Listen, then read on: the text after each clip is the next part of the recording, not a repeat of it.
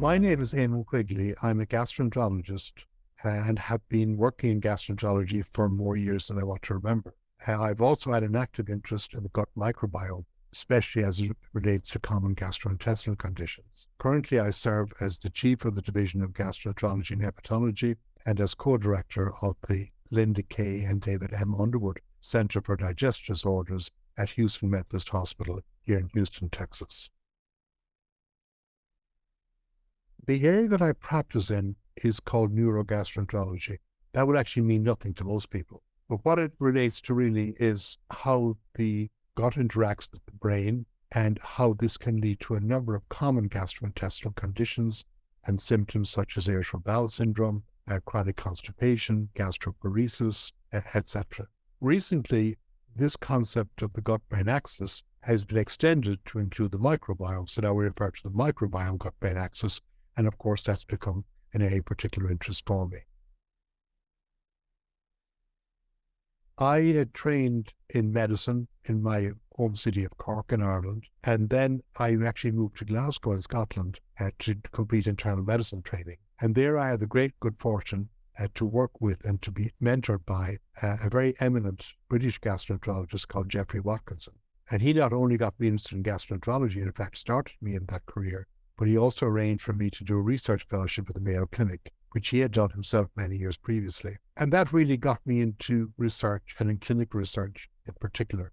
And following completion of my gastroenterology training and more research training in Manchester and England, I moved back to the United States to the University of Nebraska, where I became chief of the Division of Gastroenterology and then moved back to Ireland in 1998. And that actually was a critical event, because shortly after I got back to Ireland, a group of clinicians and microbiologists and other scientists had got together in Cork in Ireland and put together an application for funding for a research centre on the theme of the microbiome.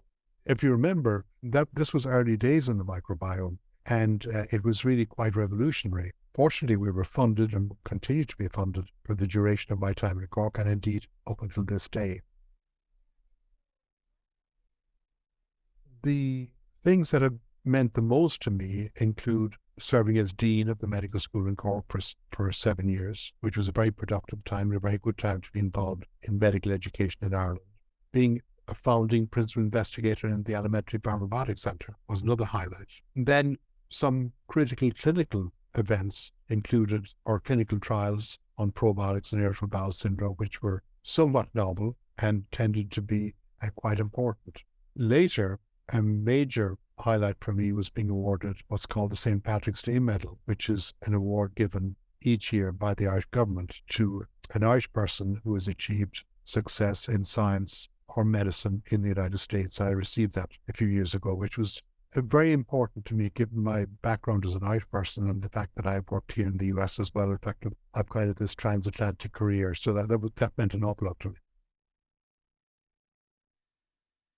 I mentioned Geoffrey Watkinson. He was primarily a clinician, but also did clinical research and was pivotal in the development of my career. My research mentor at the Mayo Clinic, Dr. Sidney Phillips, who unfortunately has also passed away, was absolutely vital to teaching me how you do research and how you behave as a researcher. When I say behave, I mean in terms of being honest and being truthful, and in how you present your data in a truthful and honest manner. He was absolutely vital to that. I was also very lucky to work in Manchester with, he's now Lord Turnberg. Leslie Turnberg was the chair of medicine there, who was a tremendous clinician and clinical scientist. And then in Cork, I worked very closely with Fergus Shanlon, who was the director of the Alimentary Pharmacotics Centre. But also in Cork, I had an opportunity to work with a number of outstanding world-class microbiologists, including a member of the ISAPP board, Colin Hill, but also people like Gerard Fitzgerald and Paul O'Toole, who were really tremendous to work with, because even though I didn't have a background in microbiology, they made me feel welcome into their realm of research as a clinician.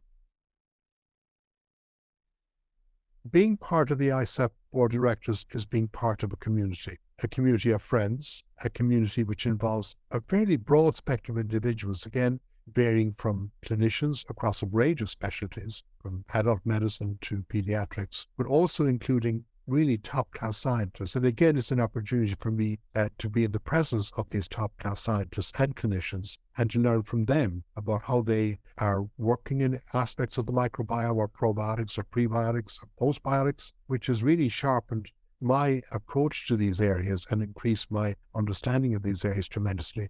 It's been a lot of fun, but in particular, it's been great to be regularly exposed to individuals who are really at the top of their game when it comes to basic science or translational science.